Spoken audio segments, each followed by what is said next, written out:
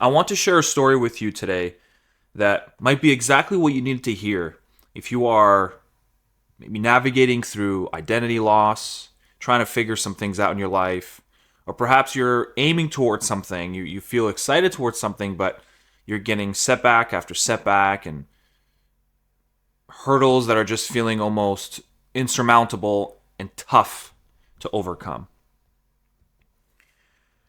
This past weekend, there was a tournament, and as you guys know, those of you who are returning viewers, I run a jiu-jitsu academy, and I'm a black belt in jiu-jitsu, and I've been competing for 6 years before I decided to transition and open my own academy to teach jiu-jitsu to all ages, starting at 4 years old all the way up until like people in their 60s or whoever is even willing to try out jiu-jitsu. And I want to focus the story on one individual, one student I have, 10-year-old boy. This individual, during our training camp, which lasted 12 weeks, was consistent. He trained. He tried to remember the techniques that I showed him. But there was a few things that happened throughout the 12 weeks. There was repeated dialogue in his head, or I should say, it was in his head because he kept bringing it up to me and that this was something that he was often thinking about. He was thinking about the medals. He was thinking about the gold. He was thinking about the silver and the bronze and what it would take to win that and how many matches he has to win and what are the right moves he has to do and just staying focused on the outcome. And I kept reminding him, let's just call him John. So I was telling John, if you focus too much on the outcome, if you stay too concentrated on it, it's going to change your actions, change your emotional state. It's going to start changing the narrative in your mind and in your life in general. And as much as you can explain that to a 10-year-old, I did my best, but it's hard for them to conceptualize. But instead, it was just telling him to focus more on what you're doing today. Focus on the techniques you're doing today. This way, over time, as the 12 weeks go by, you can feel ready. Let's fast forward 12 weeks. So this Saturday that just passed.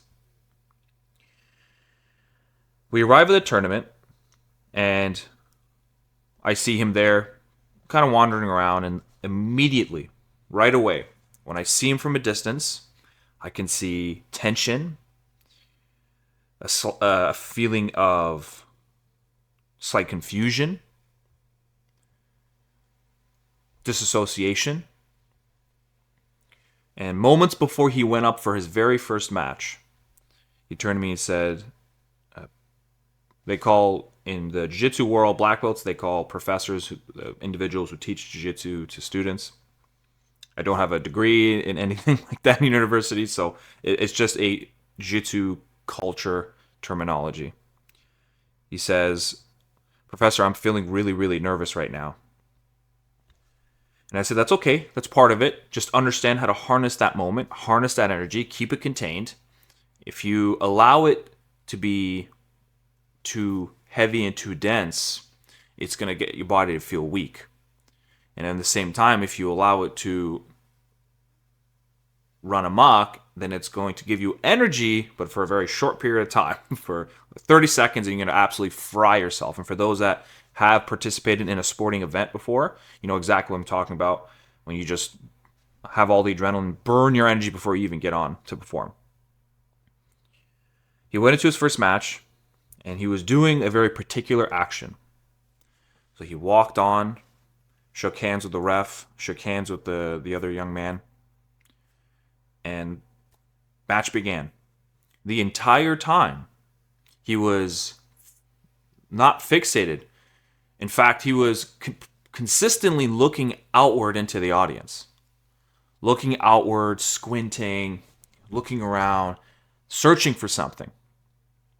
And you could imagine if this is a combat sport, it's a grappling sport. So if you're not there, you're going to get run over.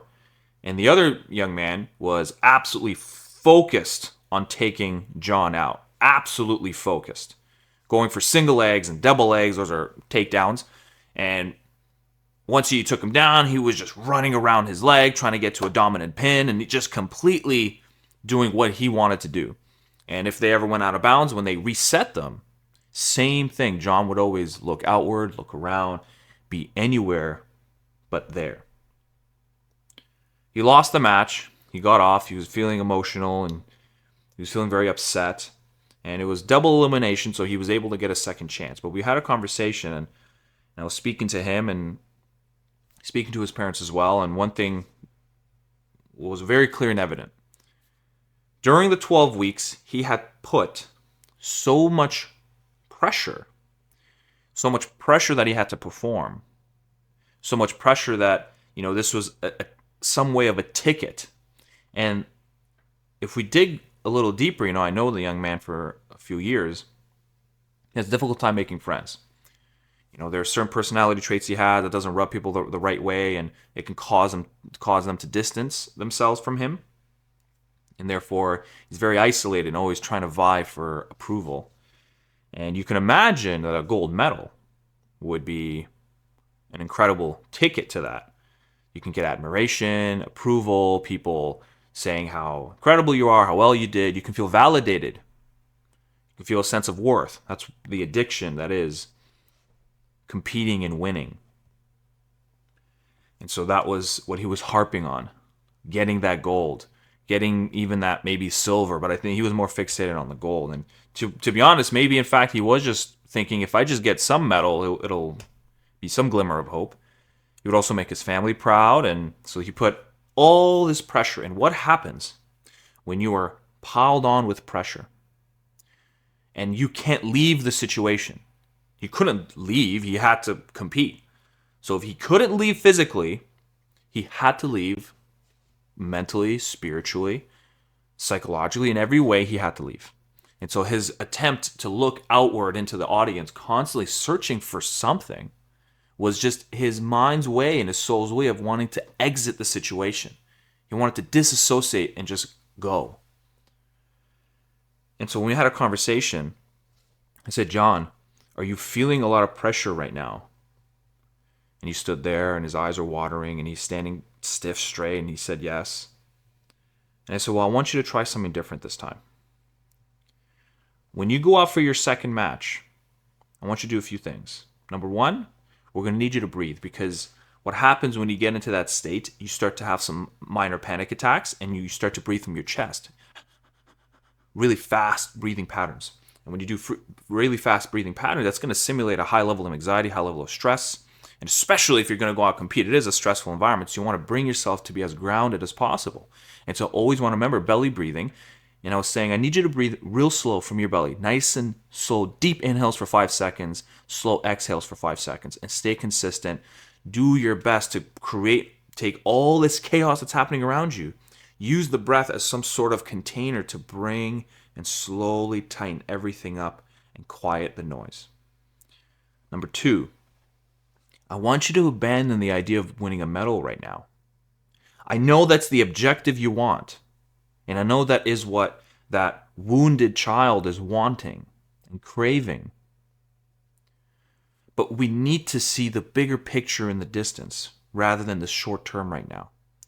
The short term of wanting that gold medal is causing you to not be able to be your fullest potential, to allow yourself to play, to allow yourself to express. You're a fraction of what you are right now. And so what I need you to do is abandon the gold right now. Forget about it. The only thing you need to do is to walk on those mats and to be as present as possible with the individual you're competing against. If you can go out there present, don't have the urge to look around, but instead relieve some of the pressure that you can actually stay concentrated on what you need to do, that's going to be your win. As you can imagine, he was emotional before going on the mat again. He was afraid and frightened. He was standing tightly locked. Eyes were really watering, looking at me and almost begging me to just get him out of there in some way. But he did it. He did his breathing. He reoriented his target, his narrative, and he went out there. Did he win? No. He lost again. But he was as present as he could be, considering what was going through his mind, what was going through his emotions. And when he got off and he said, I feel very disappointed, I said, of course you're going to feel disappointed. We didn't hit the target we wanted. We idealized a particular result. We fixated on an outcome, and it didn't happen. And that's part of it. But at the same time, do you feel proud that you were able to be in the present and actually compete against this individual? You were able to manage your emotions, manage your expectations, release the pressure just enough so that you can feel the energy of that moment come forward, come through, let the warrior archetype kick in. And he said, yes, I feel proud about that. And I said, then that's what I need you to balance out. You're going to feel disappointed, but I need you to balance out its opposite force. It's not about negating, making excuses for the loss. You lost. That kid it was his day. It was his day to win. But that does not take away from your own little tiny success that you just had that you may feel is nothing, but it is success. And it can feel big to you. And it doesn't have to, sure, it's not big in the grand scheme of, yeah, you didn't win, you walked home without a medal. But it was a big win for you. And so what's the lesson of this story? What's something that you can take from this today? Number one, never underestimate the power of basic breathing patterns. 5 in, 5 out. 5 seconds in, 5 seconds exhale. Do that until you can start to feel everything calm and slow down. Number two, you want to know that if you had been too outcome fixated on something, if you become outcome fixated, it changes your behavior today. And it's not changing it from a place of certainty, it's changing it from a place of fear and panic and anxiety. And so you have to change your orientation, either change the orientation or change the target of what you're going for. And you have to, this is the hardest part, because outcome fixation stems from a more deeper challenge that we're dealing with of acceptance and approval and admiration. And so instead of focusing on all that, having it to be from the external, from other people, you have to do your absolute best. This is the struggle. This is why I say micro to macro. Small changes lead to big changes. It's not going to happen overnight. Don't expect things to happen overnight. But give yourself something to aim for that is what would feel successful to you if you were to be modest and manage your expectations. If you were to manage your expectations, what would you aim for? Perhaps in your mind you would say, I would like the gold medal, but to be honest, I know myself, I'm going to be very stressed in that sort of environment. And so I want to just be able to be present and actually compete and feel I left it out there. Then that is a success to you. And I know, again, in the big picture, it doesn't feel like it. But in the long run, it is. And it's going to feel like a reward that you did something difficult. And you can enjoy that. And tune out the noise of people that say that, oh, well, it doesn't matter, you didn't win, or just your own dialogue. You can tell yourself to be gracious. You don't have to reject that voice that kicks in. Well, all you have to say is, I understand what you're feeling. I understand you're disappointed. But we have to see that at the same time, we did something that we would have never thought we would do.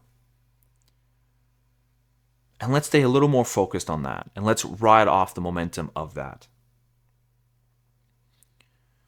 I wanted to share that story with you in hopes that that was something you needed to hear today. And always remember to make small changes that lead to big changes. And if you're struggling with anything, if you're struggling with identity loss, and if you're in the fog and you feel there's no way out and you want to be a part of a community that understands and it's going through the same experiences and also wanting to move towards an idealized life, which would be to some degree an ego soul integrated lifestyle, bridged between the ego and the soul with the heart.